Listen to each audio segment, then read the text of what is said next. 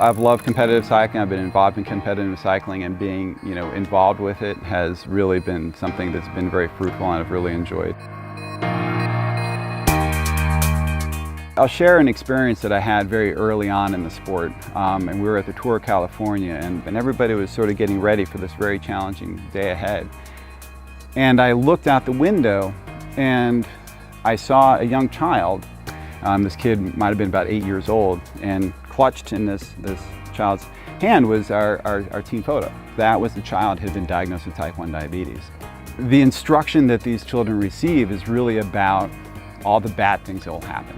You'll go blind, lose your limbs, all these scary things. These guys are really the role models for the type 1 community. These kids who have been diagnosed with type 1 diabetes, the sport they want to do is cycling. The team they want to be with is on our team. We know that exercise does many wonderful things for diabetes, but it does make it more challenging. It's not unusual for there to be a 200-kilometer stage. And so cycling is not a steady state exercise. So this variable character to it does offer or present a lot more sort of challenges for glycemic control. We've been able to use technology to better predict and control. If you look at our athletes, you'll see they'll have a pod sort of usually on their upper arm or on their back or somewhere that transmit glucose data. And we can see during the event where they might have been low or might have been high. We can give recommendations in terms of when to eat, when to take more insulin. My skill set is primarily in emergency medicine. When crashes do happen, it's not unusual. There can be 10, 20 riders that hit the deck. And one of the things that's a little bit different in our field than in other forms of sports medicine is there's no timeout, there's no referees, they don't get a pause. So for these riders to continue on with the race, they have to quickly remount their bike. The mechanics need to figure out whether that bike is going to be effective.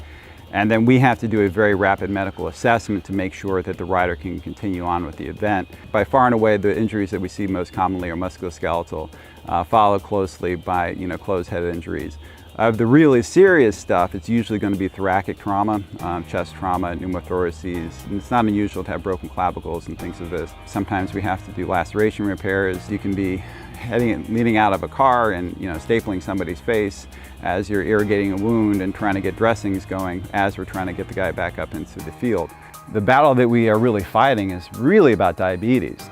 We've been able to sort of essentially inspire people that do have diabetes that they can exercise and they can be active and they can either be a competitive or a non-competitive athlete, and it can be well managed. And the stigma of exercise and diabetes, I think, from Novo Nordisk has been significantly reduced.